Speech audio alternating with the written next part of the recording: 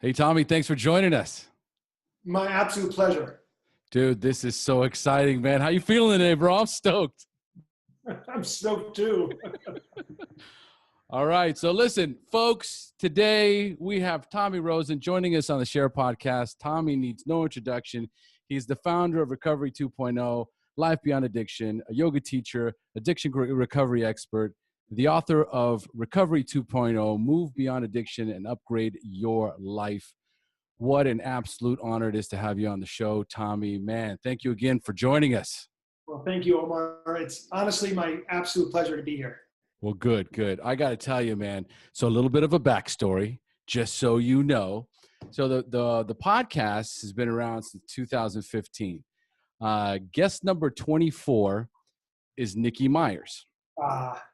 And she was coming down. You'll remember 2015 because you were in Costa Rica 2015. And so I had just launched the podcast, and I was like honored to have Nikki on the show. And so she was like, yeah, I'm going to be in Costa Rica. I've got this thing going on with Tommy. And I'm like, you got to hook me up with Tommy, right? I got to get him on the show. So folks, as a testament to perseverance, I now have Tommy on the show 3 years later. But we made it. We made it. All right. So yeah, never. All right. So there's a lot of exciting stuff. I know you have a ton of stuff going on right now, and we're going to get to all of it.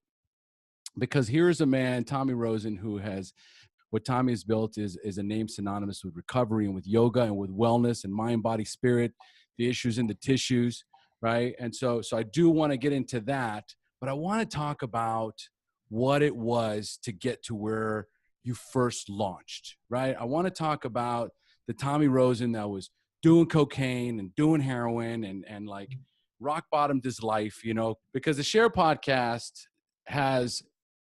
for the last 3 years, what we do is we talk a little bit about, we talk a lot about what's going on in your life today, which is going to be my first question to you.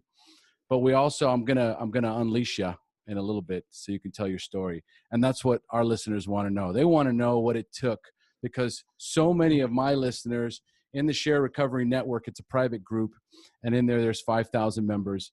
And in there, it's just like, how did you do it, man? How did you get from where you were to where you are now? Because your life seems so amazing, which it is. My life's amazing. Your life's amazing. We're married, we have all these beautiful things in our lives, right? But before, I lost everything, right? And it took me losing everything to find myself. Right. And so that's what I want to dive into. So that's going to be the direction of where we're going to be going. You cool with that? Absolutely. All right. Awesome. So my first question, as a man who is super busy these days, what does your normal daily routine look like, including recovery? Yeah. This is a function of personality, but I don't have a normal daily routine. There are a few things that are everyday things, like my morning practice. So my morning sadhana practice. Sadhana just is a word that means spiritual practice. And so that's going to be yoga, meditation, some chanting, some meditation. It depends on the day. Journaling, sometimes calling people is a part of my morning sadhana. Sometimes walking in nature or riding my bike is a sadhana practice. It takes a lot of different shapes and sizes.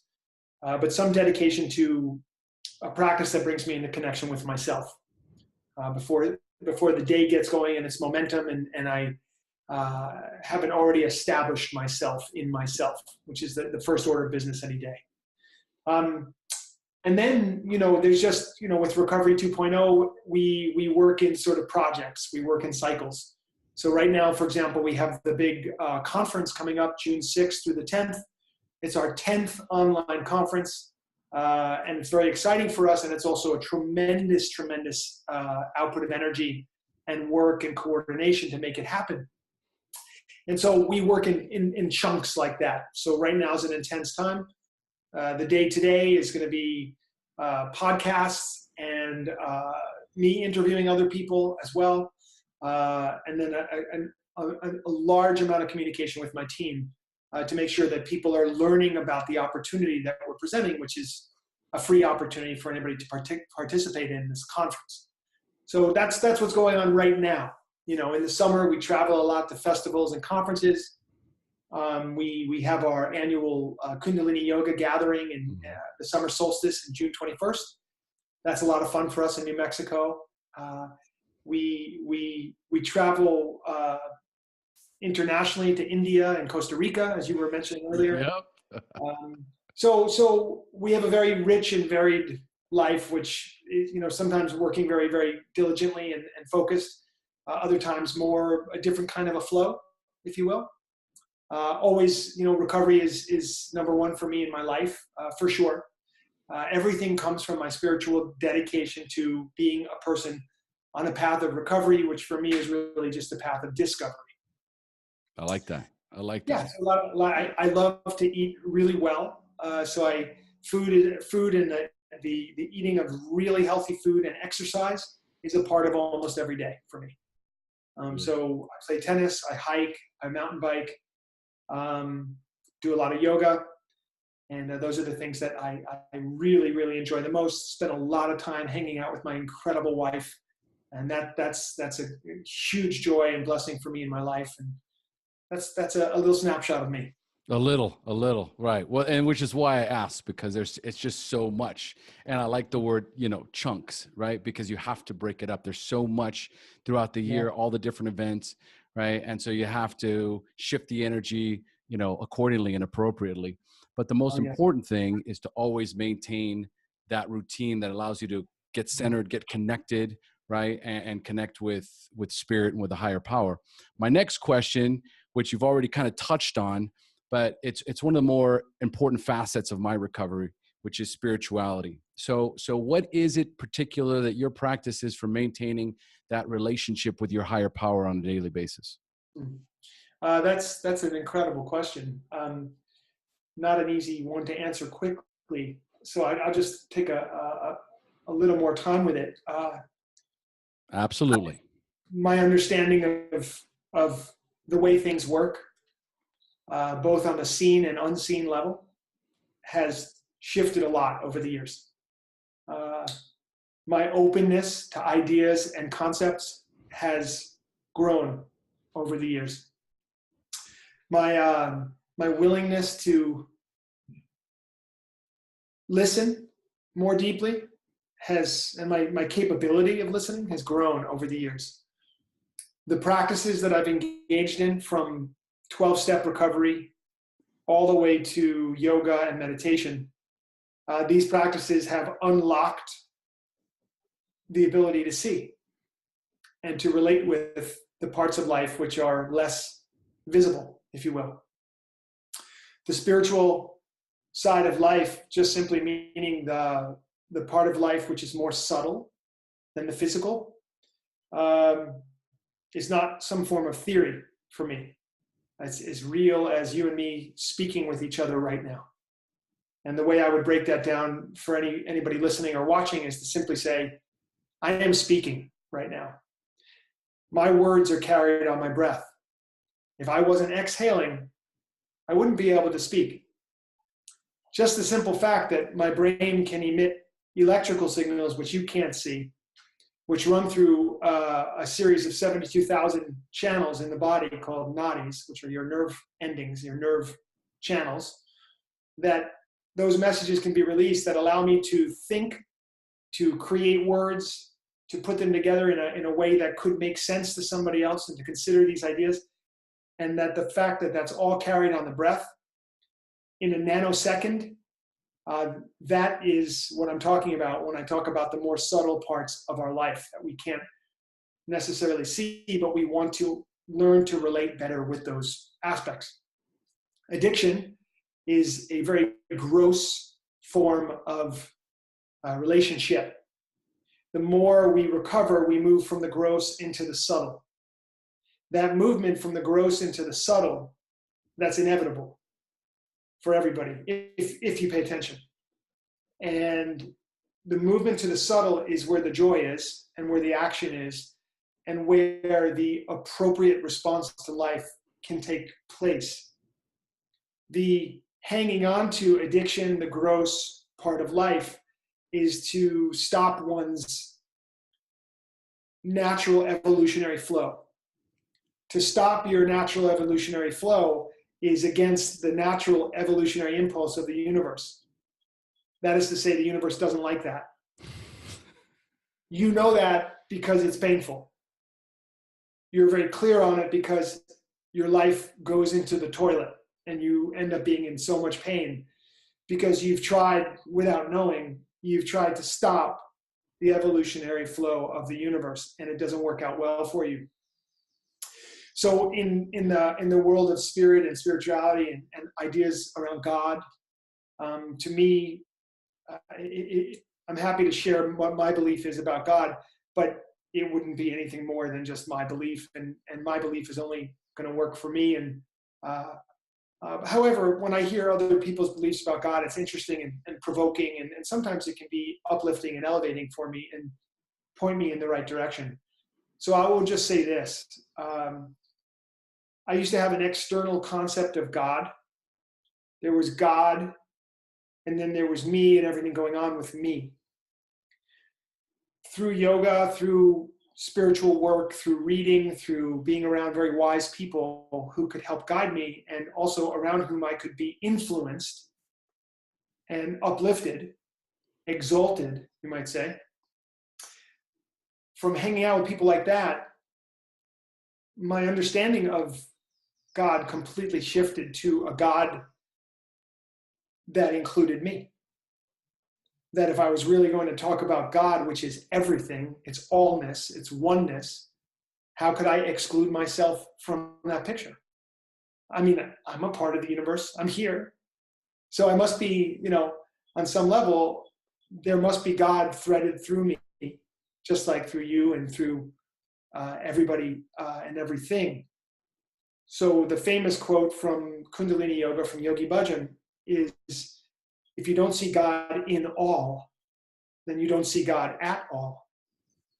And so that idea of God as an energy running through everything, as a consciousness, an awareness, a consciousness through everything, that began to really help me to move forward into a very spacious place where there was all of a sudden room for everybody, where I didn't need to be right about anything. I didn't need to change anyone else's opinion, that I was finally just getting just to be. And I could just be in this energy and choose to be there and choose to work with it and move in the direction that it wanted me to go, which is very clear when you got it, because you start to feel good. You start to feel genuinely good. Yes. And so the last piece on that is everybody is at a level of development. And not everybody is at the same level of development. And that is not a judgmental statement. That is a point of fact, much like you have certain people who are younger people or less experienced people, and they might be in high school. You have another group of people who are a little bit more experienced. They might be in college or graduate school. It's kind of like that. Like, we all want to believe that everybody's developed a spiritual maturity in the same way at the same time. It's just simply not the case. So I want to get around the people who have developed themselves, or who have the gift of being more spiritually mature and more kind and loving, compassionate, forgiving, merciful. I want to get around those people, because those people, I can catch their consciousness just by being around them.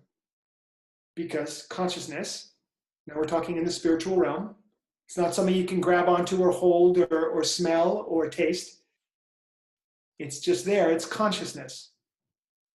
Now that consciousness is contagious. How do I know that?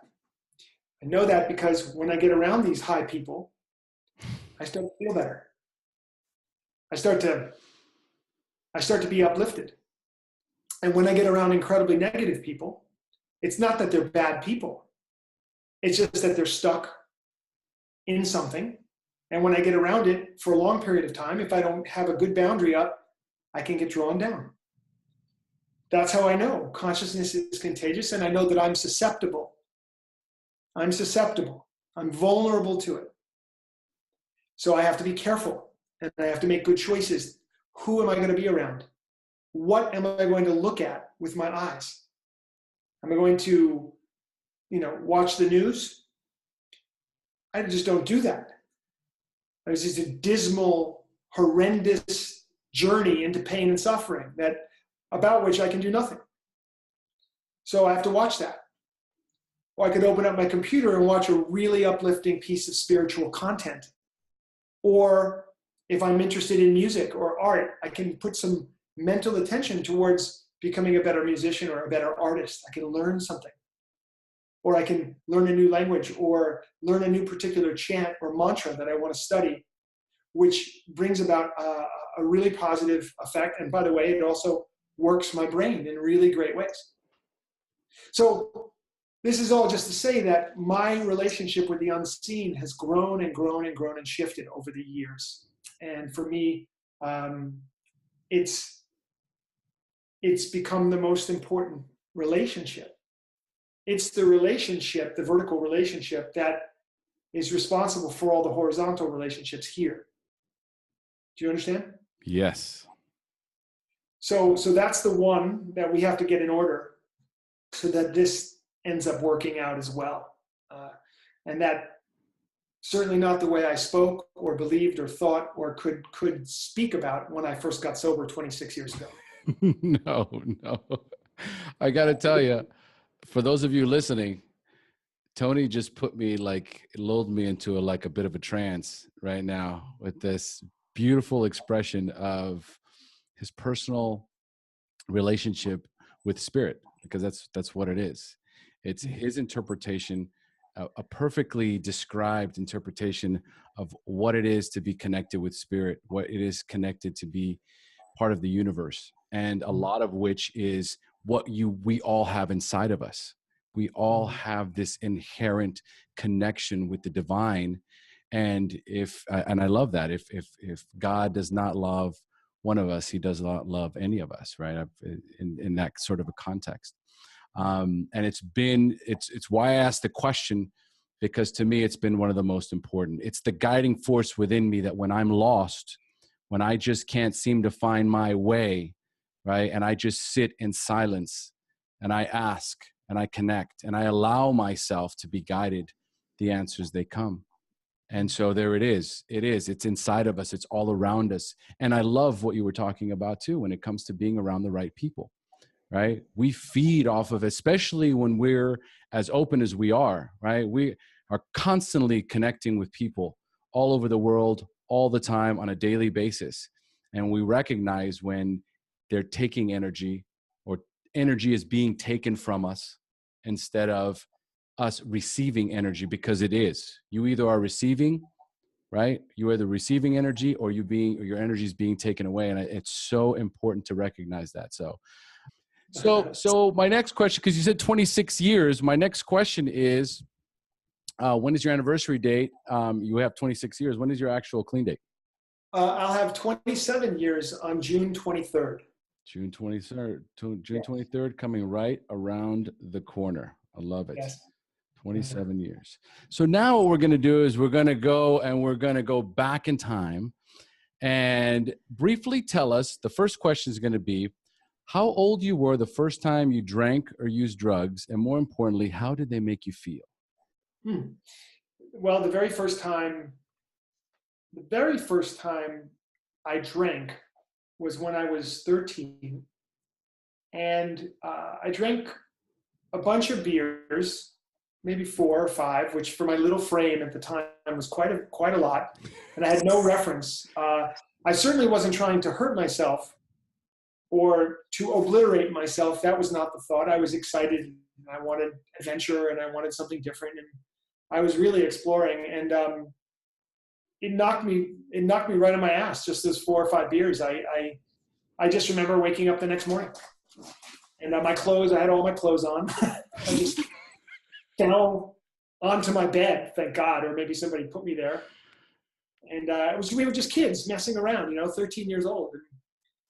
I didn't think much of it. It wasn't like, wow, I can't wait to do that again. That truly wasn't the feeling, but I recognized that I was venturing into a territory of self-empowered exploration. This was not about my parents, and this was not about sports. I'd been way into sports, and this was something else. Like I was like checking things out for myself in a way that I had never done, and that was significant in my story, because part of my story is about feeling like I didn't have the power to do anything. So whenever I could do something, especially to change my consciousness, that was a real example of power to me. Like, oh, I could do this. I could do this, and I could change the way I feel. Like, wow, that's like kind of significant to me. And just to bring it to the present for a minute, I feel the same way today about yoga and meditation. In 30 minutes, I can completely shift my emotional state utterly. I can shift my physical state. I have complete power and dominion over this machinery, if only I just do the things that I've been taught to do.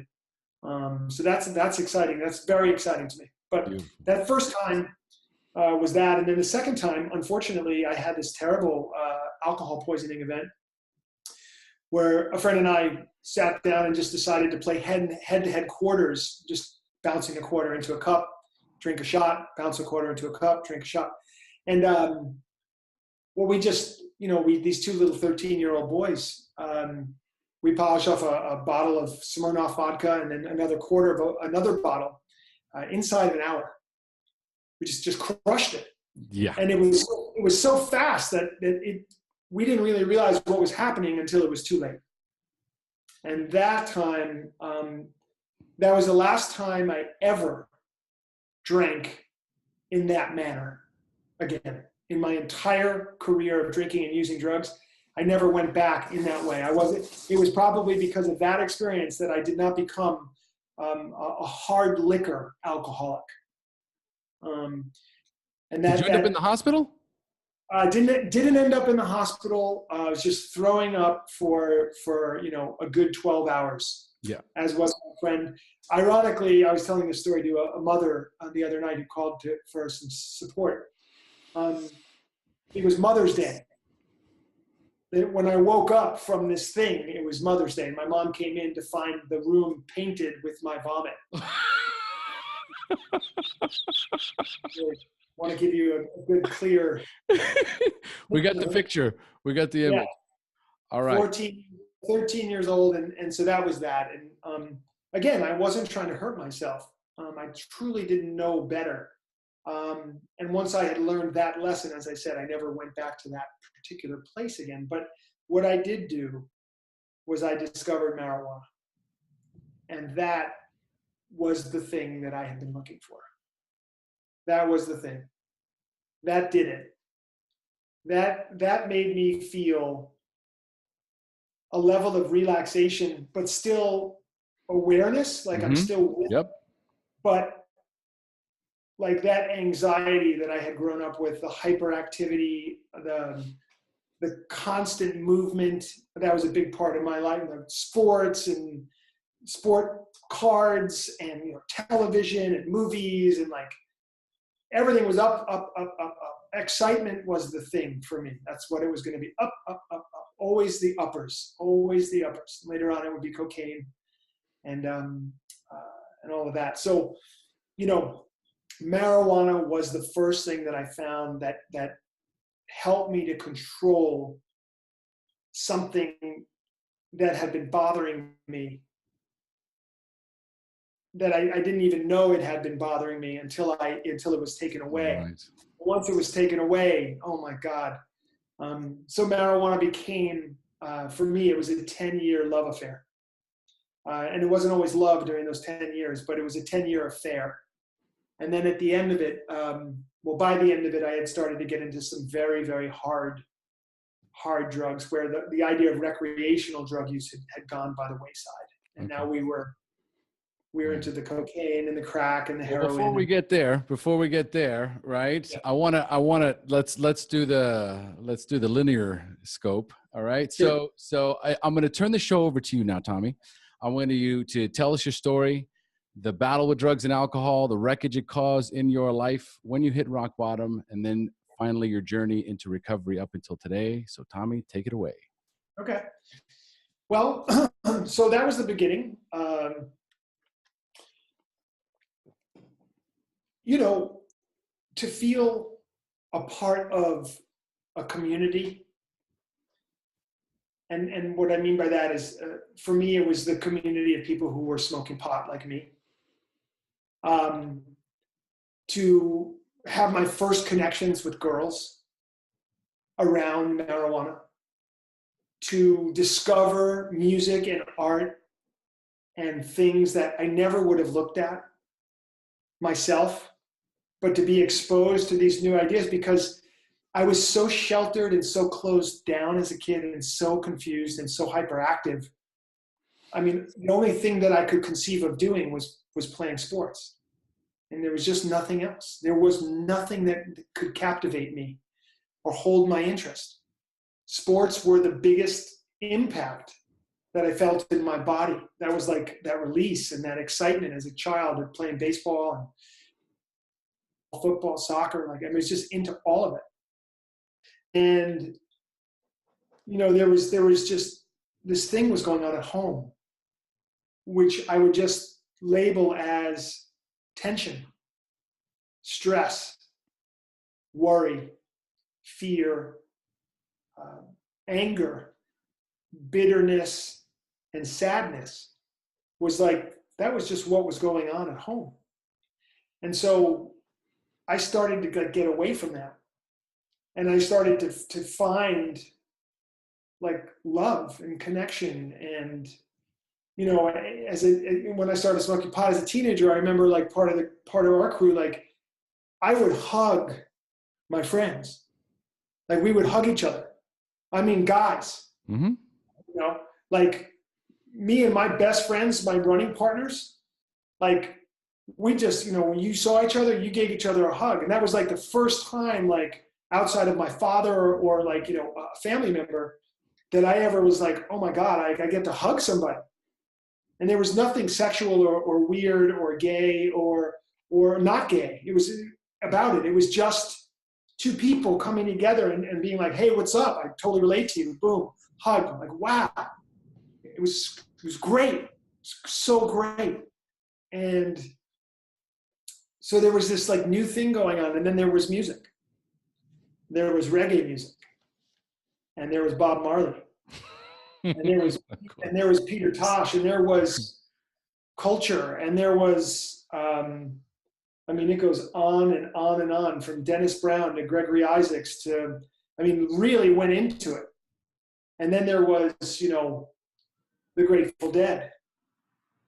And that's been, you know, all the music of the Dead and reggae and jazz and bluegrass and rock and roll and psychedelic rock. Like that's been a major tapestry for me sonically that helped me to grow up and to become who I am and see things the way that I am. We would pore over song lyrics like religious zealots, you know, looking over a scroll in the desert.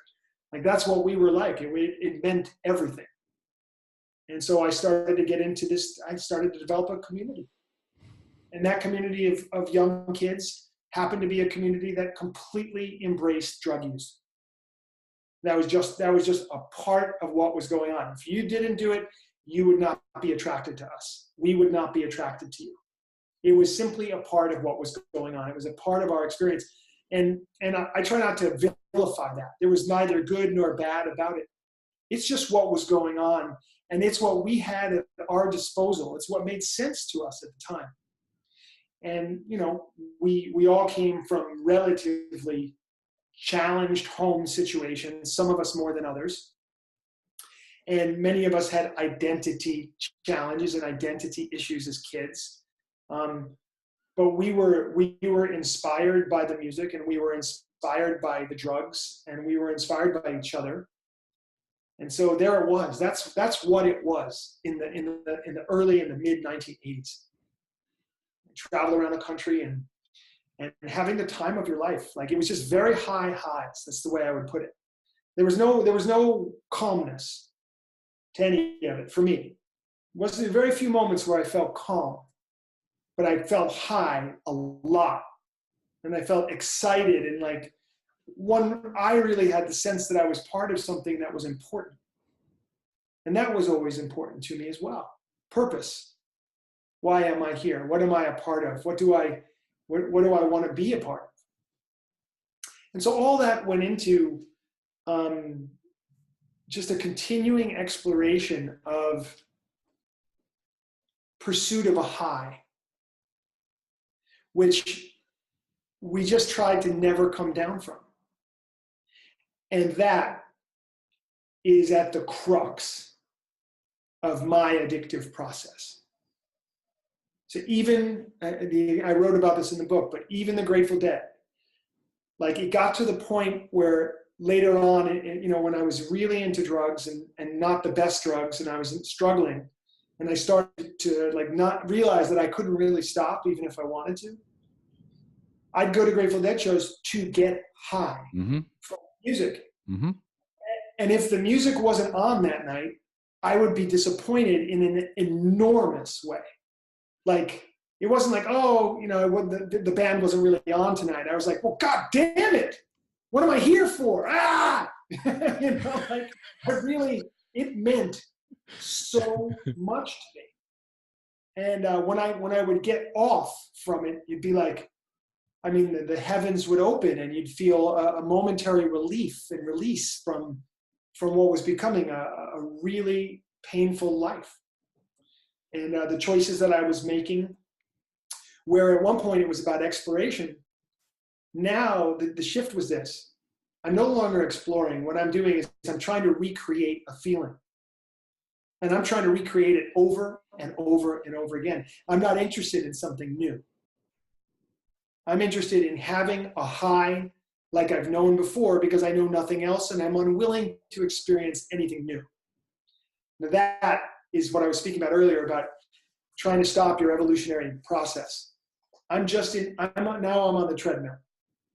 And once you get on that treadmill, you're going to be looking for ways to continue to beat back the inner voice, because your inner voice is still there. And it's going to tell you, you have dreams. You have ambitions, things you aspire to. And you're not going to get to live any of those things into reality because you're stuck in addiction. And you can't even complete tasks that you begin. You're starting to lie a lot. You may not be able to admit that to anybody except maybe to yourself. And when it gets real bad, you can't even admit it to yourself. And when you don't even know you're lying, that's when you're in that thing called denial, which is what those letters stand for. Don't even know I am lying.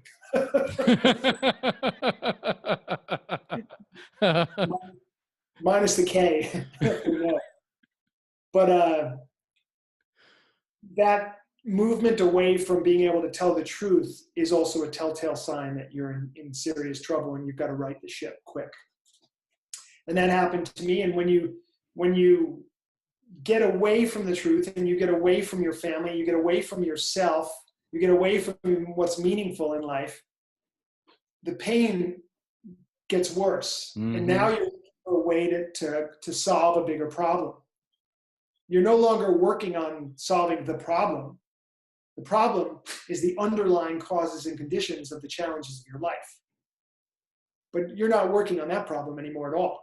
Now, you're trying to solve the problem that's been brought about by your drug addiction. Mm-hmm. Yes. And that's the problem of life. Like you've made your life really bad, and all the decisions you're making are making it worse. In order to deal with that, well, you need something stronger. Now, you don't think to yourself consciously, today I'm going to use a harder drug because life has gotten so bad. Today I'll use a harder drug for that. No, it'll happen like this. The way it will happen is somebody will come up to you. Maybe you'll be at a party, or you'll be at a cafe or in a restaurant, or someone will come up to you, and they'll just happen to have some cocaine.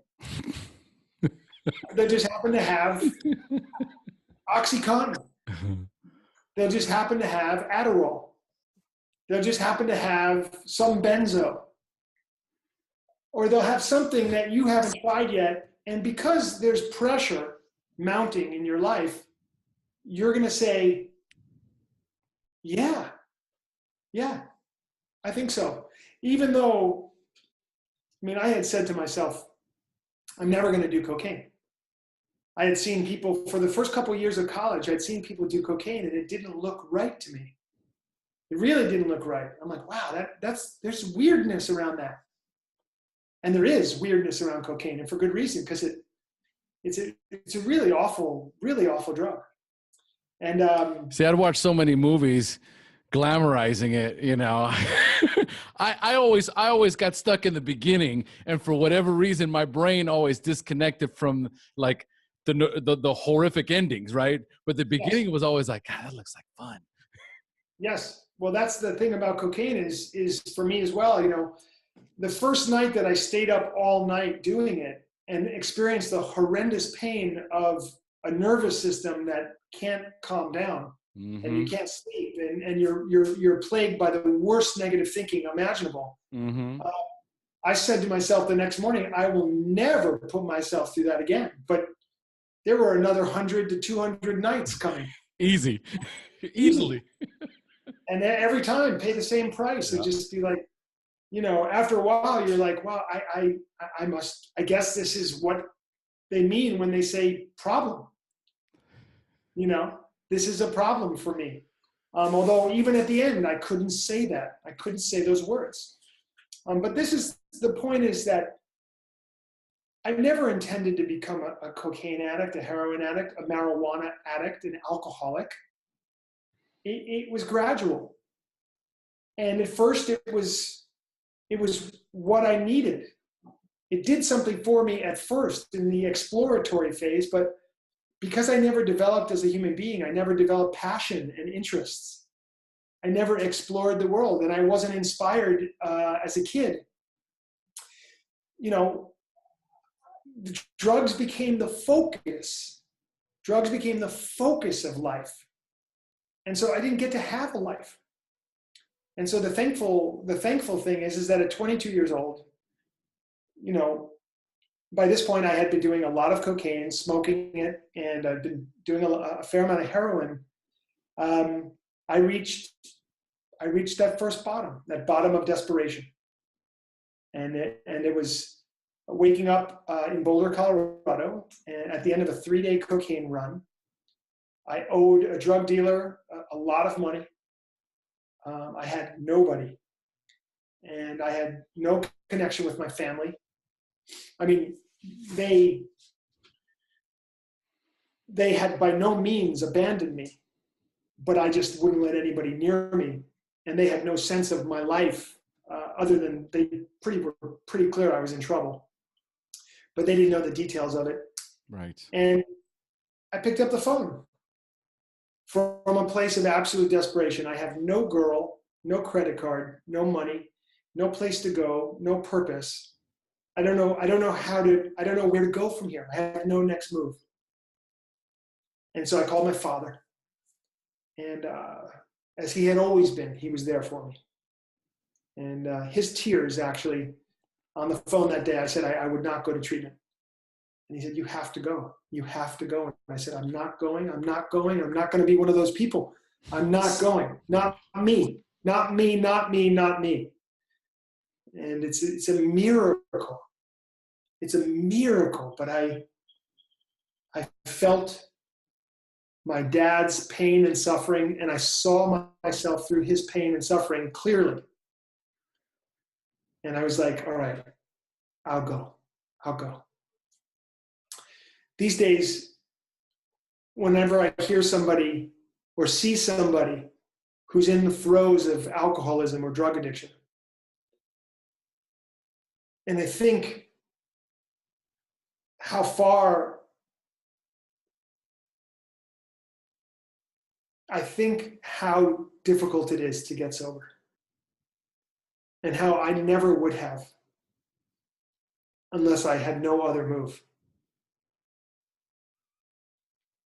And, The gift of this is, desperation. yeah, you have to understand, like, if drugs have become something that you use to get through the day, and you're into the, heavier, echelon of drugs, you're taking your life in your hands. And more than that, you're not able to develop. Your dreams are not coming true. It's a nightmare. It's a nightmare. And so I tell people, if you even think you could possibly be an addict or even a problem drinker, get the help you need to get off of it and to develop a life of meaning and purpose and joy and love and connection. Because these substances will put a barrier between you and everything important. And that was my experience. I entered recovery. I went to treatment up in Minnesota at Hazelden. Okay, excellent.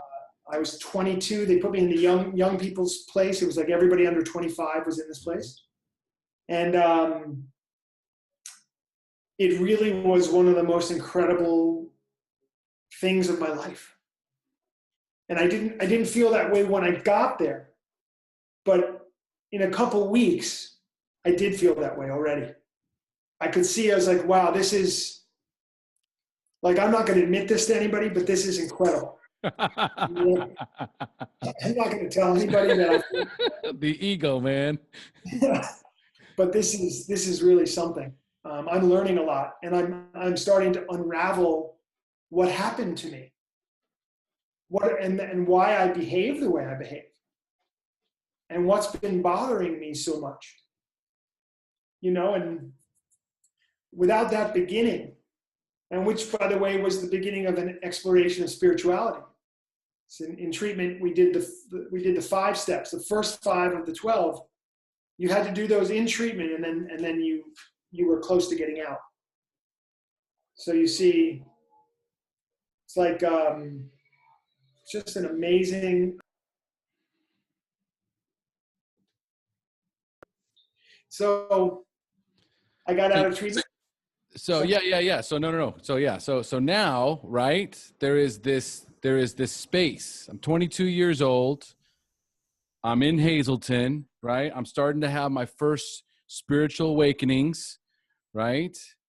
And so, yes, tell us that journey from that moment, 22, until the aha moment comes, right? For getting full time into the recovery movement. It's important to say that I had had many spiritual awakenings before that. Oh, I'm sure. With the Grateful Dead, and drugs were involved in many of those spiritual awakenings, but they were awakenings nonetheless. Mm-hmm. And that comes in a little bit later in the story. But when I was getting out of Hazel, and they said, please go to Halfway House. Yeah. We would suggest you go to Halfway House for 3 months, and I was like, oh, God, 3 months. It might have well been 10 years. Like a sentence. Couldn't imagine it. Just came through 40 days of treatment. I was like going back to my girl, and there was someone I wanted to come back to, and there was like going to go back to my friends and all this stuff. And they're like, no, we think you need 3 more months, and it's really important. And I had by this point really done what they asked me to do. Really, really done it. And I said, I'll go. I will go. I'll do it. And then they said, and there's one more thing. They said, we don't think you should go to any more Grateful Dead concerts. I think that's going to be the end of that for you. And I told them, we're going to have to find a way for me to be sober at a Grateful Dead show, because I'm never, ever stopping. Never. And it was the first thing they had sort of heard me say, which was absolutely obstinate against what they were saying. And they were like, is that it? I'm like, that's it. That's it.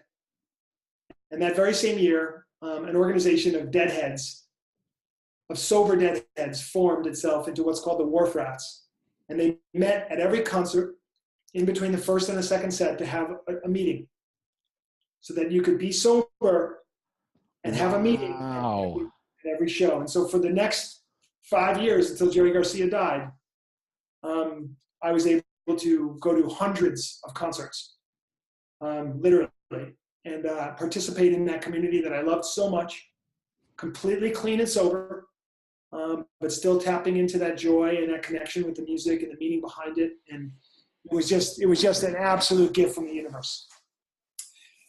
That's neither here nor there, but that's part of what I was doing in my early recovery, was seeing the Grateful Dead, and thank God.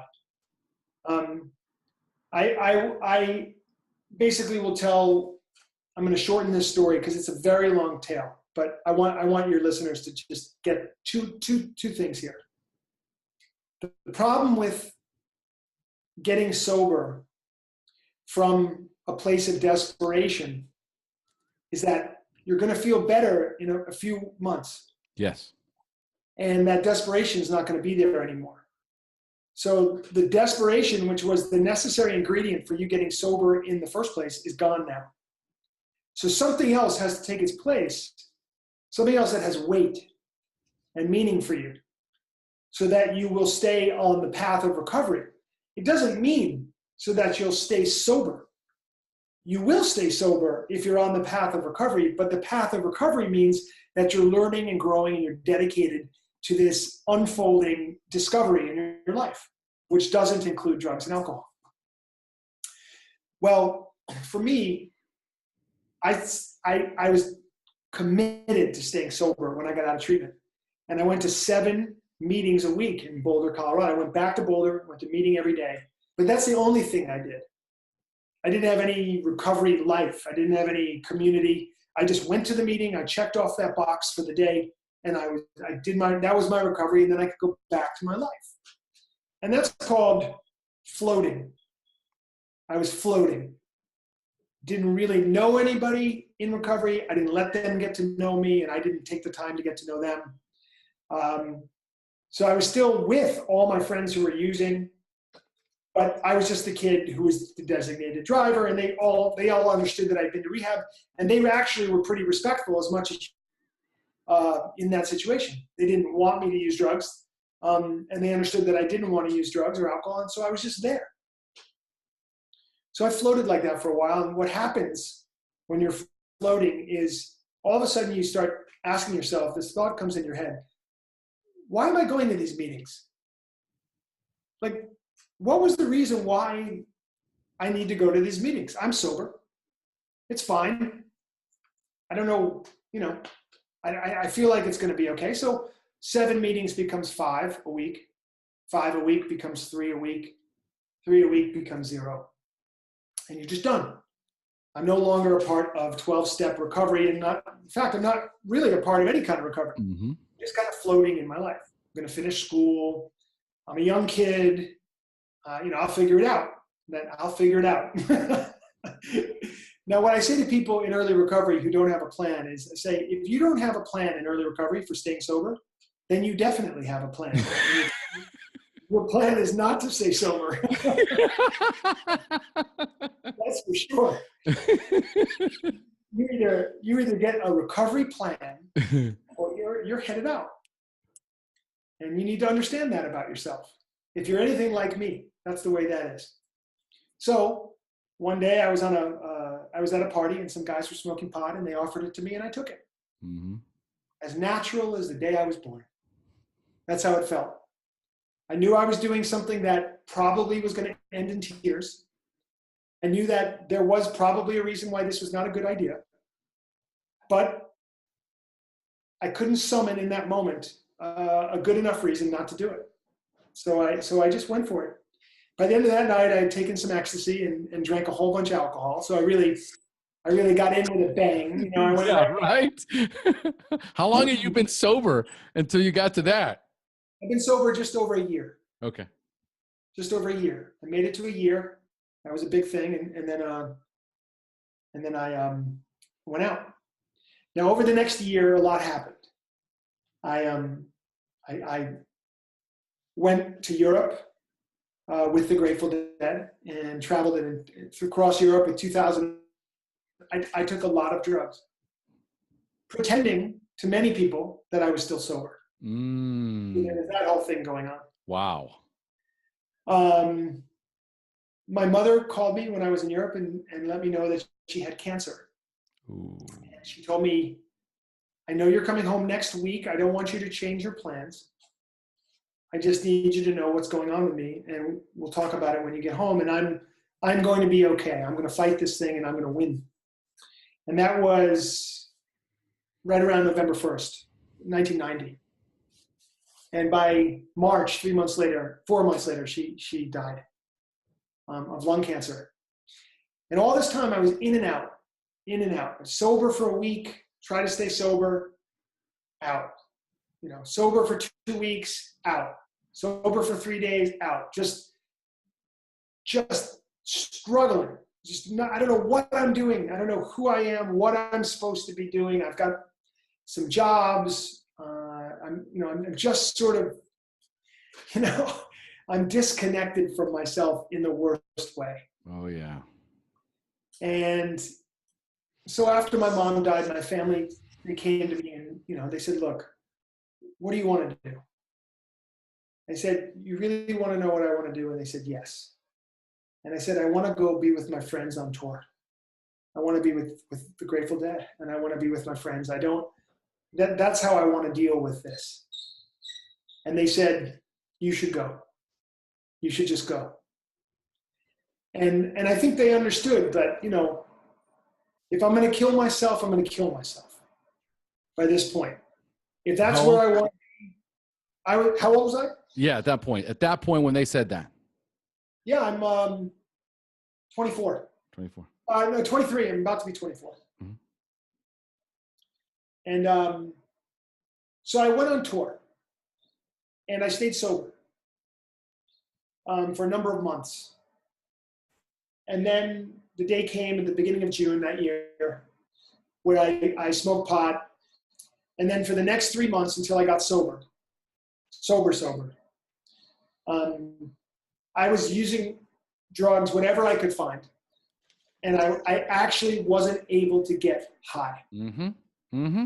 It's a strange thing. I was uncomfortable in my skin, and there's nothing that I could do to ease it up. Finally, I went into a 12-step meeting 3 days in a row. Each day, and that evening, I went out and got wasted. And I'd come back to the meeting the next day. The third day, raised my hand, I'm Tommy, again. This guy got up in my face at the end of the meeting, cornered me, literally. His name is Neil. He's still alive. He's doing really well. He's in New York. And he said, hey, man, what's your problem?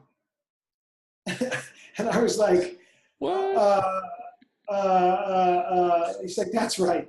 You have no idea. You have no idea what your problem is. He said, you're walking around the world with untreated addiction. Mm-hmm. Don't you see that? And it hit me in the heart. And he said, I'm going to be your sponsor now. And that's not usually the way that works. Nope. And I said, okay. And so for the next 60 days, I was planning on moving to San Francisco in 60 days. That was on the books. And so for the next 60 days, I went to a meeting every single day. Stayed sober. Neil took me to the meeting every day. And then I moved to San Francisco and I got a sponsor immediately. And I started to work the 12 steps for the first time since treatment. but really, really working. Mm-hmm.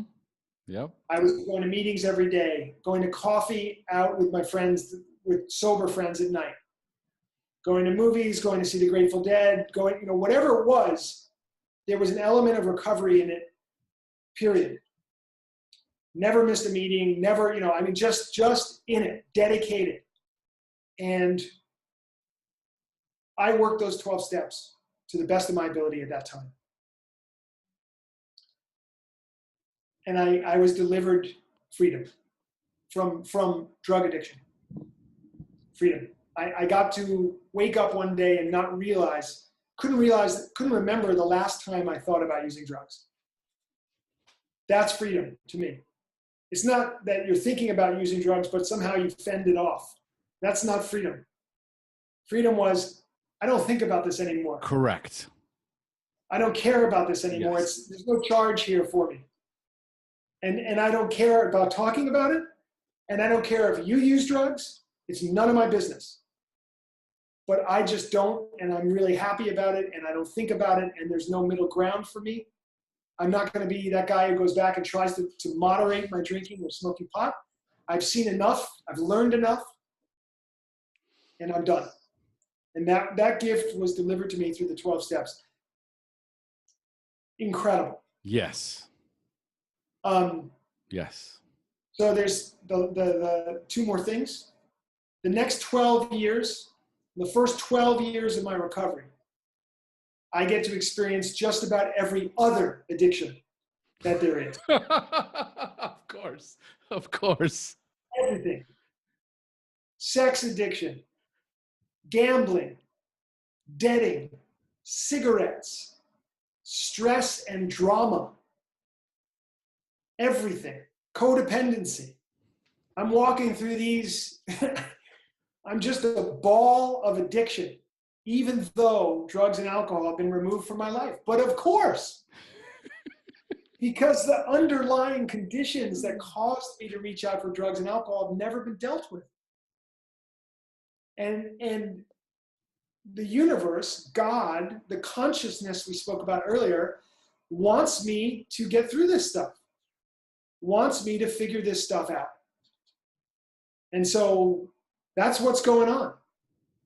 So one by one, I'm walking through these incredibly painful experiences. Mm-hmm. Yes, absolutely. Sober. Yep. Romantic relationships, Mm-hmm. Familial relationships, friendships, Mm-hmm. business, trying to figure money out. I mean, it's so painful, and I'm just learning, but I'm learning so slowly. And I'm in addiction, and I would reach my final bottom. The last bottom is the bottom of realization, and the bottom of realization is the clarity that in order for you to realize your potential and your destiny as a human being, you're going to have to pursue the next level of training. And the next level of training came in the form of my teacher, Guru Prem. Kundalini yoga expert, had been a gymnast his whole life, a very gifted yogi, dedicated practice, such a kind, open-hearted, loving human being. And he was put in my life in the most magical of ways.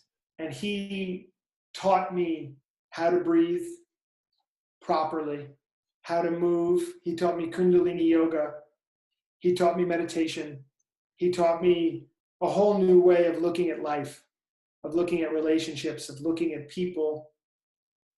I dedicated myself to his teaching. I'm still dedicated to his teaching. And everything that I do now, everything came from his teaching. And what I'd learned previously through the 12 steps and my direct experience with addiction. That yoga piece is indispensable. Yes. Indispensable. Yep. And I will go so far as to say it may not be for you, only because you have chosen it not to be for you. But it is for anybody that chooses it. It will go as deep as you are willing to take it. It will detox you at a deeper level than is possible by any other means that I've found.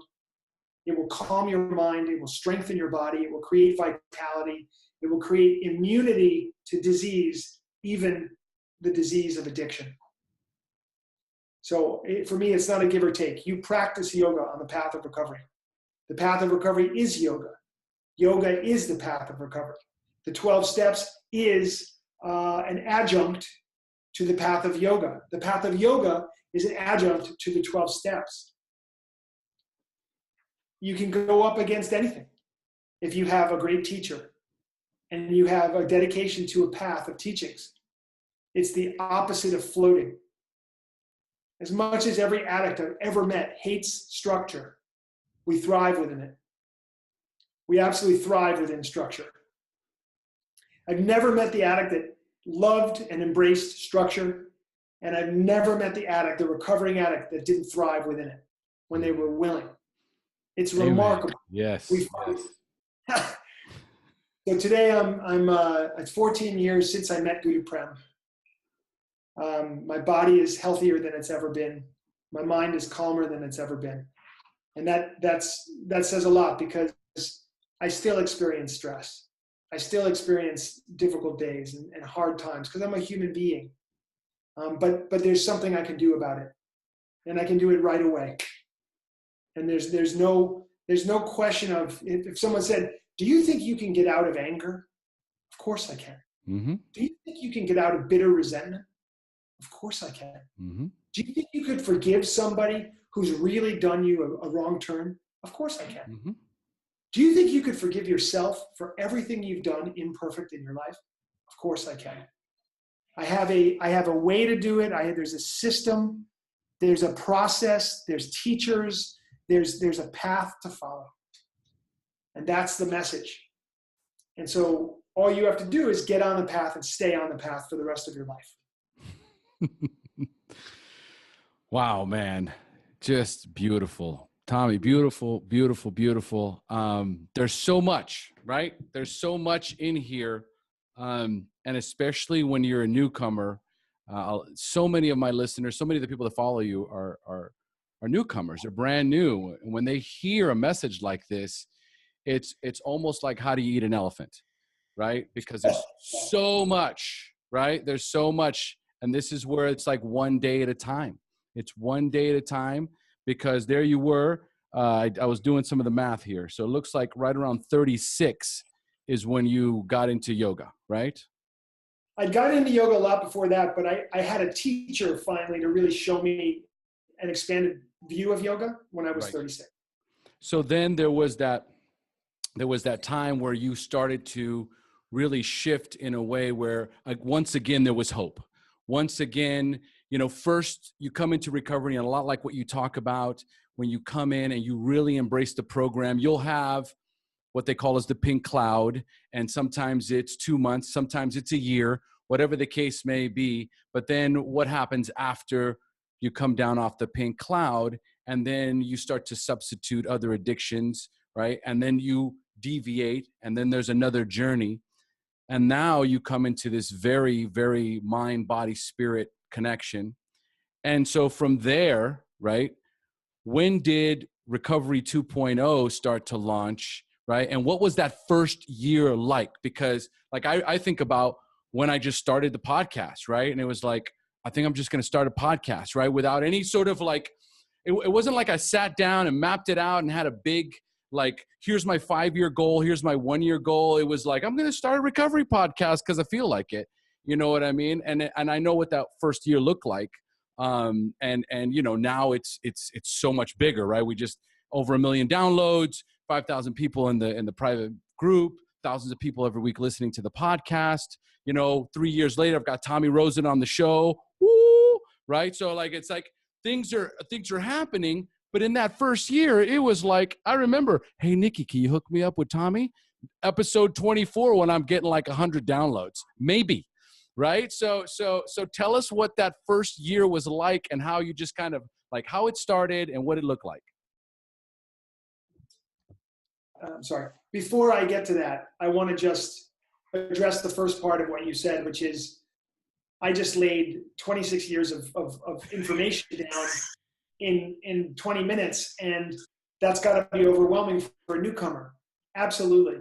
The answer to how I got to 26 years is simply one day at a time. as you said.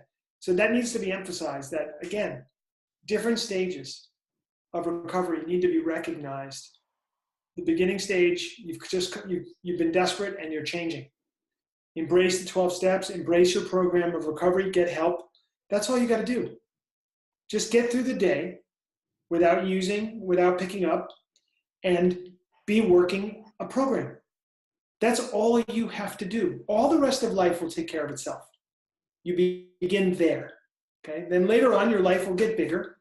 You'll be able to take on more responsibility, and hopefully you can do so in a responsible way and without adding stress to your life, meaning you're taking on something perhaps that is too much, or you're engaging in a pattern of spreading yourself too thin, as I have done many, many times.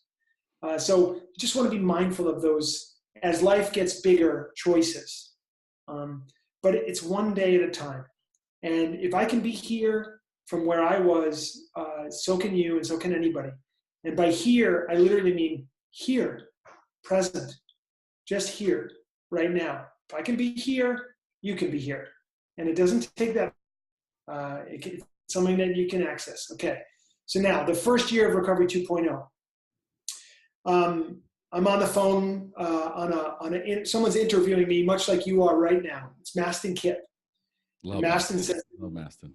Yeah, my buddy Mastin Kip. And Mastin says at the end of the interview, he says, you know, you really speak well. You should interview people about recovery. That's December of 2012, December 2012.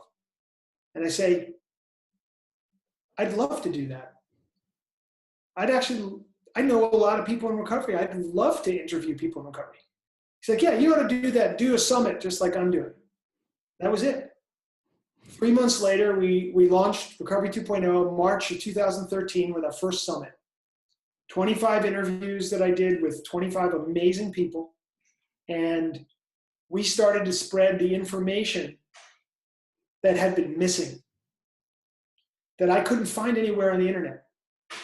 Real, practical, applicable practices, tools, perspectives that would help you at whatever stage of recovery or addiction you might be in. And so we marketed well, we communicated well, we put it out everywhere. We had all of our presenters put it out to their lists. And lo and behold, we had 16,000 people come to the first conference. 16,000? 16,000. Wow. The conference is online, so it's free. And right now we have our 10th conference coming up. So this is now 9 conferences later, 5 years later. And now we get somewhere between 30 and 50,000 any given conference.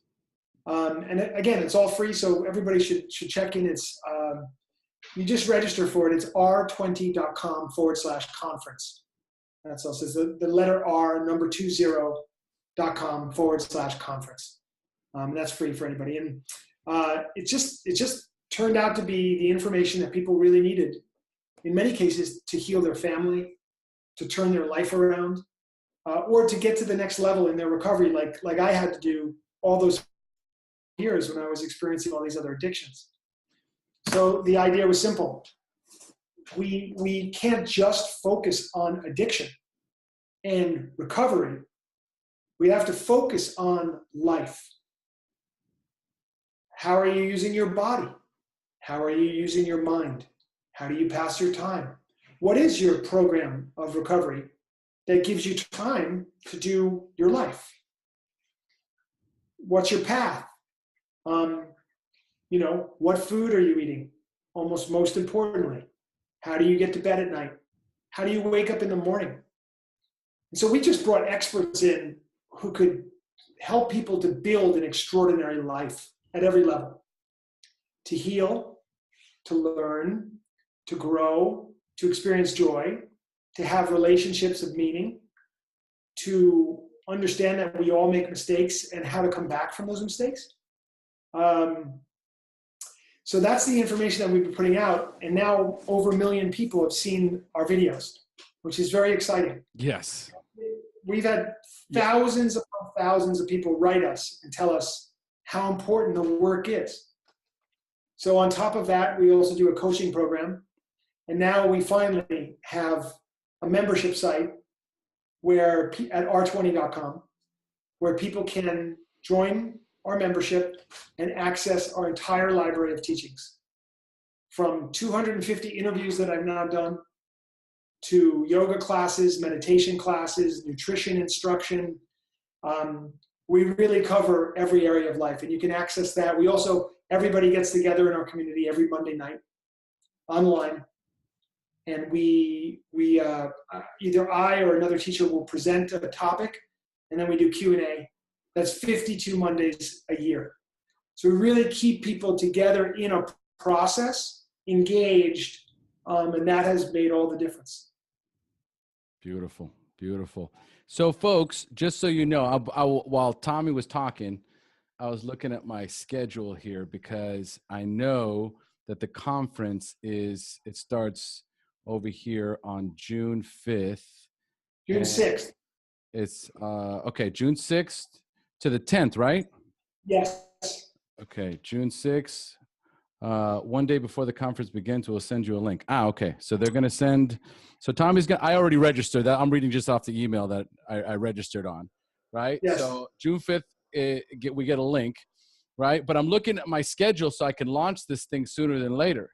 So I'm going to launch this the 21st, either the 22nd or the 29th, so we can get it before. All right. 29th is good. Okay. Oh, 29th? 29th is good. 29th that's done. It's okay. Yeah. That's in here. Right? Just so you guys are watching, I'm working this out with Tommy right now. We're working out the launch date right now. That's also first on SHAIR. Yeah. Good. Me moving up the dates because it usually takes me at least a month to launch. Because I'm backlogged about a month, but I'm launching this one early. Well, we have an incredible lineup. It's very exciting, and you couldn't find a more dedicated group of people who want to help folks. From Dr. Mark Hyman to Mastin Kipp and Joe Polish, Nikki Myers, of course, Durga Leela, Guru Prem, my own teacher, and many, many, many more who have just absolutely given their time so that people who come to the Recovery 2.0 conference can benefit and benefit all year long from it. So, well, I just interviewed Joe Polish 2 weeks ago. Yes. We had an amazing conversation. Amazing conversation. I know his book is coming out. I interviewed Anna David probably about a year ago. And we've got Anna as well in our conference this year, and she's so incredible and dedicated and just awesome. You're only missing one person, Tommy. Is that Omar Pinto? Yes. Omar, we'll get you next time, man. We'll get you next time. I'm going to hold you to that. We'll get you next time. Yeah. Good. All right. So folks, listen, I'm going to have everything listed on the show notes about this particular conference, how you can register for it, right? And then all the information, Recovery 2.0 website, which, I'm sure you guys have already seen. So all the material. Is there anything else as far as something else you would like to tell the listeners as far as how to find you or what else to look out for? Please tell us. Yeah, well, the only other thing that I want to say is... and we're not done, by the way. So okay. The most important thing I want to say is addiction is like an entity, and I like to personify it. It gives me sort of a form of the thing that I'm trying to work with and overcome. And as an entity, addiction has, its preferences. It has its way of doing things. And it has favorite foods as well. Its favorite food. Addiction's favorite food is your shame. Wow. It feeds off of that. And shame takes place in secretiveness and isolation. Yes. So if you really, really want to get better and you want to move ahead to whatever that next step is for you, that could be getting into recovery. That could be putting down drugs and alcohol for the first time in your life, or it could be trying to excel, or create a level of forgiveness that maybe you haven't been able to reach for someone in your life or for yourself. Whatever that next step is, you have to come out of isolation. You have to talk to people. You have to communicate, and you have to surround yourself by other people who are working on the same stuff. It's very critical, because if you're around people that are working on that same stuff as you, you will find a level of support and understanding that just simply isn't available otherwise. So the one thing that I would offer to anybody trying to get to the next step is, don't be alone. Don't be in isolation. Come out. Tell someone what's going on. Tell them what your fears are. Tell them what your concerns are. Make yourself vulnerable in appropriate situations to the right person or the right people. Yes. But do that. Do that. Beautiful. Beautiful. I love it. I love it. Thank you. Thank you, Tommy. So here's a couple things I want to touch on that I feel I've got 3 pages of notes. I don't know where to begin. So I'm just gonna, we won't get to all of it, but there's so many beautiful things. One of the things, there's a tone that I get from you. One of the tones that I get is this mindful approach to non-judgment, to create this, and this is where it all boils down to too, as well as that feeling of shame, right? You not only feel it in and of itself when you're alone, because there is that already inherent guilt and shame that we carry from very young in childhood, just in the nature of how we were raised. For so many of us, there's that tone of guilt and shame. A lot of what my listeners shy away from, and the reason why I created the SHAIR Recovery Network on Facebook and the podcast, when we have these kind of conversations, it's about discussing recovery that works for you without judgment, without the what is it, the dogma, right? Or is it the dogma or the dharma? The dogma behind, like, for example, I always equate it to the religious element, right? You come in and there's so much, the way to keep people coming back is through creating guilt and shame. And a lot of what has happened too is that has also worked its way into a lot of the 12-step fellowships, right? And I remember creating the group where it was like, I know that you hear, take what you need and leave the rest. But there's always that, sometimes, not always, but there's those that feel that undertone of judgment when they come in, right? So I wanted to kind of like, get your opinion or just kind of get your feedback, your stance, because that's the tone I get from you, right? Every time you speak, it's like, this is what's worked for me. And I want to present this in a state that where it's like, I'm not telling you what to do, but here's what worked for me and worked for so many. So how do you speak towards judgment? Well, I've been working with 3 words lately to help myself along this particular judgmental, the work that we do around being less judgmental. And the 3 words are not my preference. That's as far as I ever need to go internally with myself. I don't have to explain. I don't have to start to tear somebody or something down. Beautiful. It's just not my preference. And that really covers it. And, someone could push and push and push. Why is that not your preference? I want to know more. I want to know more. But it's like, well, it doesn't really matter. It just isn't my preference. And I'm perfectly happy with you having your preference, me having my preference. But let's be clear about what we're talking about here. Okay. We're talking about a problem that humanity is facing called addiction. Different people have different ideas about how to get through it, heal it, cure it, move beyond it, whatever it is. Everybody, as far as I can tell, unless somebody's really, really, really sick, everybody wants everybody else to be healed from addiction. Everybody, whatever your ideas are, you might think that Recovery 2.0 is nonsense, and our yoga and our meditation, not for me. I just don't believe in that approach. Oh, 12 steps, nonsense, nonsense. Whatever your thing is, you and I still have something in common. You want to be free, just like me. And you want other people to be free also. For two people who are trying to help other people, to argue and to fight and to put each other down is absurd, wasteful, ridiculous, really ridiculous. And we just shouldn't do it. Anything that's working, any path of recovery that's working should be celebrated and should be, by the way, torn apart. Beautiful. Yes. To be able to see yes. what is working here. And by the way, how could it be made better? Mm-hmm. If you're not willing to have that conversation, then you are stuck in dogma. Period. By definition. Correct. You, again, are trying to hold on to something and prevent an evolutionary process. Now, with judgment,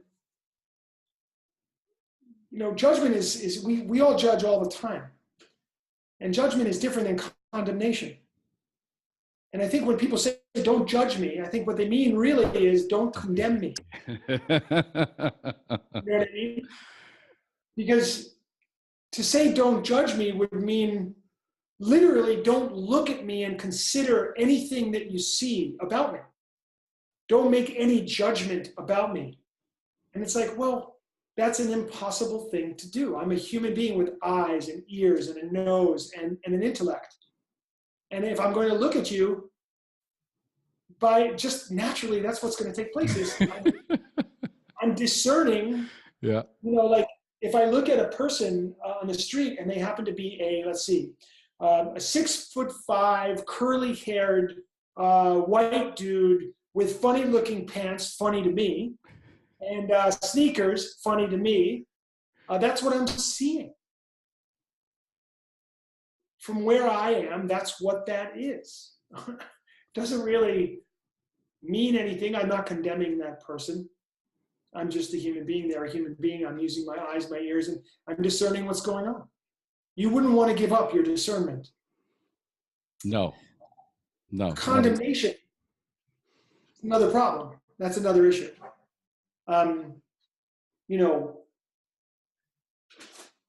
The way I view things is the only way to view things, is not the stance of a mature human being. Children feel that way. Teenagers feel that way. To sit there and say, whatever your belief system, this is the only way to believe. And by the way, you need to adopt this, otherwise some bad thing will befall you. Yes. Is not a good way to go through life. No. And it creates conflict and war.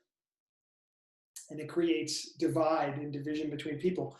So the condemnation game or the dogma game or the fundamentalist approach to things is just a turnoff. It's a turn off. I don't mean to me. I mean, it's just a turn off. Yes. Yes. You are turning off possibility, hope, connection. You're turning off like the way things actually are. You missed it. And you could say, oh, that's a judgment. That's a judgment. Of course it's a judgment. I'm discerning.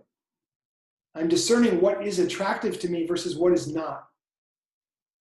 When some religious people come to my door, every now and then I'll allow it. Okay, I'm going to have this conversation. All right, come in.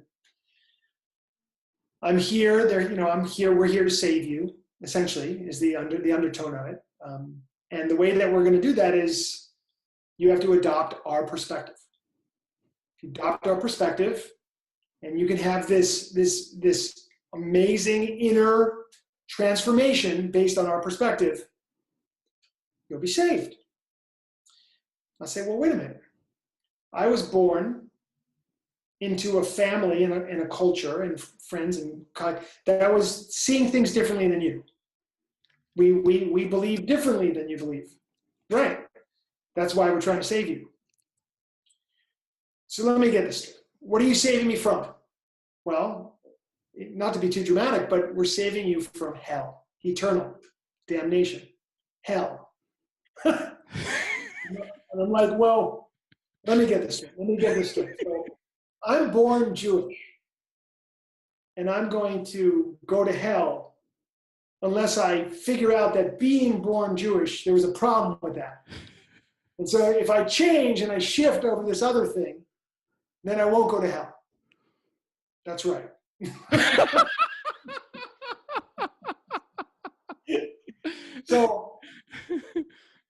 So I say, look,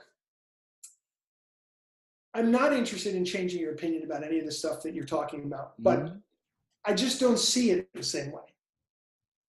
And if in fact there's such a thing as eternal damnation or damnation at all, I can pretty much guarantee you that I've been through it already.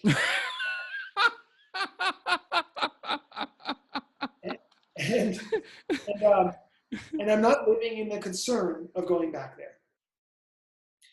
And so we need each other, and that's the end of it. And so, beautiful. I went off on a little tangent there, but it's all part of the same thing. We have to we have to allow each other space, especially in recovery, anything that's working. Now, if somebody is falling on their face drunk, or they're putting a needle in their arms and they don't know what to do, then I do feel it's okay for you to say, hey, can I help you? This worked for me. Would you try this? And that's about the best that we could do for somebody. But that's an offering, right? That's an offering. That's not a manipulation, right? It's not a strategy, And so again, as we close, even that whole idea of being non-judgmental, not being self-righteous in that sense, because when we talk about judgment, it's more about not condemning someone for what they believe and not being self-righteous about what you do believe, contempt prior to investigation. So as we look at that and we recognize what it is that's happening, right? And so this is more about when someone comes into a room and they start to feel that. They start to feel condemnation. They start to feel the self-righteousness. They like to feel like they were being judged negatively based on what they're doing or how they're doing it or not doing it or whatever the case may be. Yeah. But what we're doing is we're preventing people from connecting, because it's all about community and connection. The reason why Tommy's clean, the reason why I'm clean, the reason why there's so many people around the world that have managed to have that moment that you were describing earlier about where you just realized one day that you no longer had the urge to use, right? Where it had been lifted, right? Where the desire to use had been lifted, all came from this opportunity to be a part of a different culture, a different community, right? And to learn through expansion, right? And so recognizing that we can't do this alone. No one that I know of that's been able to successfully maintain sobriety and be happy. Because there's one thing to white knuckle it and say, well, I haven't drank, but I could kill someone, right? It's very different than someone that's saying, wow, my life is beyond anything I could have ever imagined, right? And I would have sold myself short if I had even tried to put some sort of expectations on what my life would look like, So that is where, when you do that, when you condemn or you allow yourself to be pushed out, right? It's you're preventing yourself from connecting. Some people are just stuck, right? They're still stuck even if they're in the rooms. We're just garden variety alcoholics, drug addicts, right? Take what you need and leave the rest. Yeah, beautiful. Yes. All right, so Tommy, we're going to start to close, and the way I like to close is for the newcomers, right? So I'm going to ask you 5 questions about your early recovery, and I want you to respond with answers that will inspire our newcomers. Are you ready? Yes. Excellent. Okay, so number 1, what was keeping you from getting clean or staying clean when you first got introduced to recovery? The thought I had when I was first getting sober. Mm-hmm. Okay, Yeah, what was so keeping you from getting clean or staying when you first got introduced to it? Because you kind of touched on it a little bit, but there was always that little zinger. sure. So right before I got clean, right before that moment of desperation Mm-hmm. that we discussed, the thing that kept me from getting sober was uh, all of the prejudice and misconception I had about people who were sober, Mm-hmm. about the 12 steps and what that was. And I really had no idea. I had no idea at all what was there. And it is such an incredible opportunity. I just didn't know it. So all of this negativity about, gosh, if I become those people, one of those Mm-hmm. people, Condemnation. my life, yes, right. My life will never be fun. Yeah. I'll never enjoy myself again. And the fact was, I was so miserable that one forgets that. Yep. I'm so Absolutely. happy, but here I am worried about my life's never going to be fun again. If I continue doing drugs, it's clear my life is never going to be fun again. So it's interesting. But then right after, it always was this idea for me. I held on to the thing. A lot of people in early recovery hold on to an idea of what they're going to use when they can use again. Someday I'm going to use again, that kind of thing. Mm-hmm. And Reservation. so for me, it was psychedelics. Mm-hmm.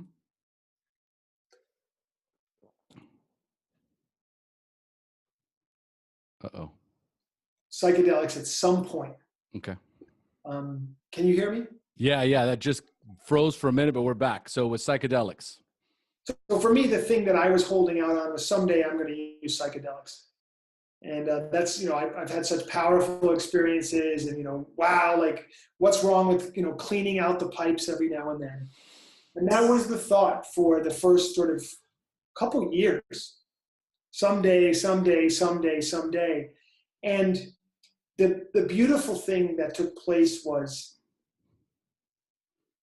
my consciousness got up above that finally, where I recognized that if there ever was something that I needed from psychedelics, I had already gotten it. Nice. And there was no point in returning. And in fact, returning could put me in grave danger. Mm-hmm. Mm-hmm. And that I also didn't want to unleash the thinking dragon and start thinking about using again and again and again. Like, the fact is that a lot of people still think about in the beginning, I want someday to be able to use. I really, really want that. And it just means that for that moment in time, they haven't given up the idea that it really won't bring value into your life at that moment. But just sit with the thought for a while. Share it with your sponsor. Share it with other people. Very important, not to be secretive about that, because that can get into scheming and manipulating and all that. And no scheming or manipulating in a self-harming way ever did anybody any good. So don't be alone with those thoughts. Communicate with other people. It's okay. It's okay to have that thought. That's not a good thought, bad thought. It's just a thought. And best not to give it power by keeping it secret. Beautiful. So that's what I. Perfect. Perfect.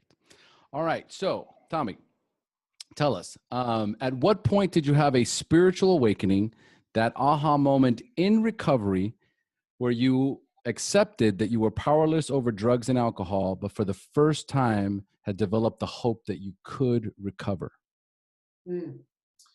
I think it was during the 60-day period when I had met my friend and sort of initial sponsor, Neil, where we were going to meetings every single day. And right around by 60 days of going to meeting every day, I kind of was feeling like, I want this.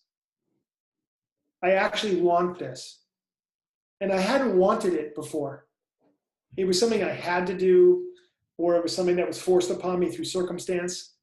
But that spiritual awakening, the awakening was, I actually want this. Yes. And that changes the game. Because In addiction, when you want something, you're going to go get it. And in recovery, it's the same thing. So if you can get to that place, if you can hang on there until that miracle takes place for you, where you say to your innermost self, I actually value this. I want this. That'd be a huge day for you. And very good things will come from that. I love the word you just used right there.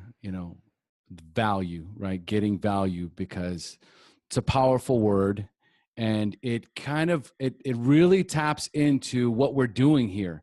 What do you value the most?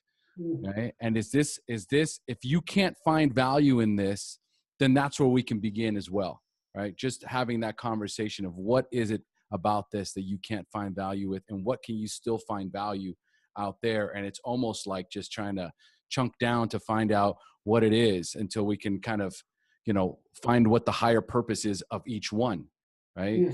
And when you can discover what that is, the value inherently will just kind of present itself, right? But yes, we get caught in that. And trust me, I had a sponsor just like Neil, right, who pulled me out of an NA meeting one day on my 14th white chip, and grabbed me. He's New York Jew, Ed.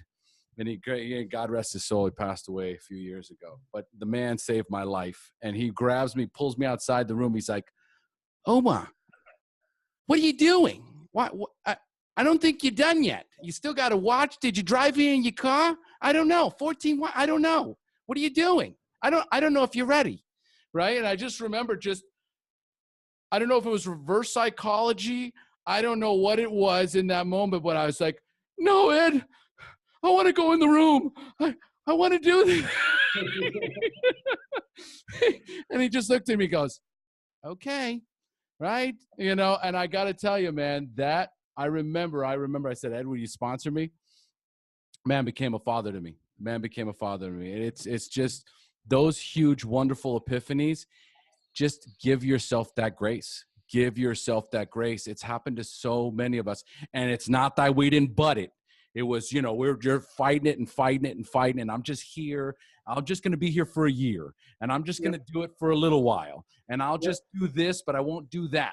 Right. And then eventually, like Tommy says, if you just get to that moment where you recognize that, oh my God, something's happening and this feels good. It's the roller coaster. It's the top of the roller coaster you finally get to. And then it's just smooth sailing from there. Yes. I love it. It's amazing. My words at the beginning were no and why. Why do I have to do this? Why? Why doesn't anyone else have to do this? And it just went on and on. I mean, my first sponsor, Rick, who took me through the steps, he was a saint. Had to have been. I mean, just to put up with a two-year-old, essentially, yes. three at best. No, why? Really rough. Oh, it's beautiful, beautiful. Memory lane. I love it. All right, so Tommy, what are your favorite books? Like, what would you recommend to newcomers in early recovery? Well, in terms of the spiritual piece of this, if you're in 12-step recovery, read the big book of Alcoholics Anonymous, or if you're in NA, read the basic text. Yep. If you're in, most of the fellowships have a text that they turn to. That's going to become a very important book because that's the actual program. Mm-hmm. Now, in terms of books, well, I mean, it's a universe. The books that have moved me are all like wonderful stories, and spiritual books like Siddhartha by Herman Hesse. Yes. Or Illusions by Richard Bach, or Don Juan, Castaneda. I mean, there's so many incredible books and stories, and let's not forget Recovery 2.0, Tommy. Okay. Beyond Addiction.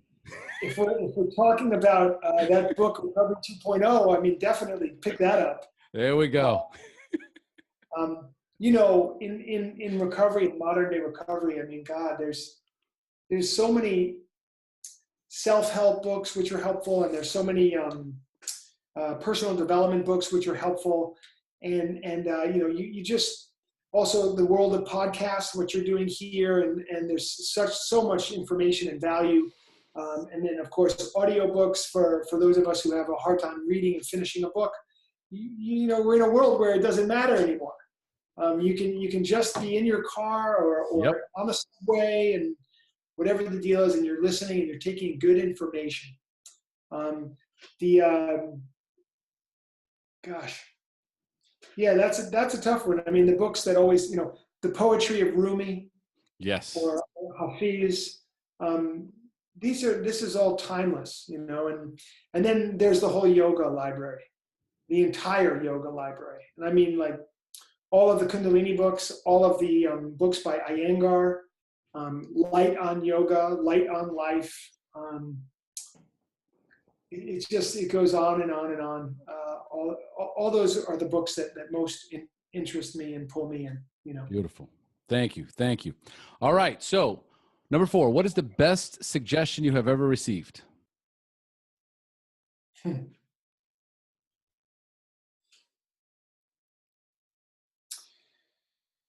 It came down the pipe like this. Guru Prem, he said, any monkey can have a wedding, but you are going to need help having a marriage. Ooh. Wow. And the suggestion came that I needed to, do some work with him around that. And we did. How long have you been married, Tommy? I've been married now coming up on, it's 2018. 2018. Yeah, this is the big 15 coming up here. Wow. Wow. Oh, congratulations. I love it. Yes, my incredible wife, Kia. I tell you, man, it's the women behind us. My wife is a yoga instructor. Our cross passed because of the spiritual connection that we had, spiritual, not religious, but it was that dynamic connection spiritually when we met. We're 2 weeks apart, right? And my life has changed innumerably in ways that I can't even express to you how much my life has changed. And I understand where you are, brother. I believe you. Yes. Yes. So without the teachings of Guru Prem, without Kundalini Yoga, without this program, without a dedication to learning, without the understanding that I did not have what it took to be a world-class husband, and to have to learn how to do that. The humility required to do that work, the questioning, the counseling, the vigilance day in and day out to be present and there in my marriage has been the biggest challenge and gift of my life. So 15 years, and then there was the work that you did with Guru Prem. So when did you get to that point where it clicked, right? And then your marriage, took that very beautiful spiritual turn in the right direction? Well, it wasn't like that for us. Our marriage clicked from the very beginning. We loved each other. We liked each other. We didn't really ever fight or disagree. Like, I really mean that. Like, we really, really have had an unbelievable run. And so it wasn't so much about, getting along. It was about this. Okay.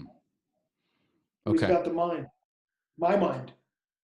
And it was about, if you have spent a large amount of your life, at the very least, seeking a sense of yourself in a woman, to be with one woman means that now you only have one place to go, if that's where you're still looking. And I think that was what Guru Prem was saying, was when you're a single man, you can falsely try to fill the hole within you. Yes. With any woman that you come across. When you're married, the burden of that search would fall upon one woman's shoulders. No woman, no human being can satisfy the cravings of an ego. Nobody.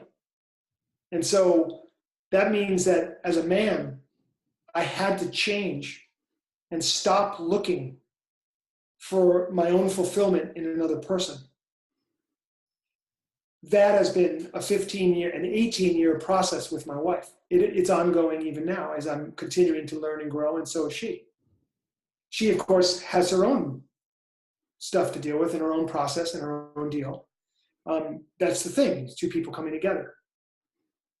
And so very, very valuable lesson to understand that if you're looking to another human being to fix you, and then you get into a relationship and you want that relationship to fix you, the burden upon that relationship is too great for that relationship to sustain.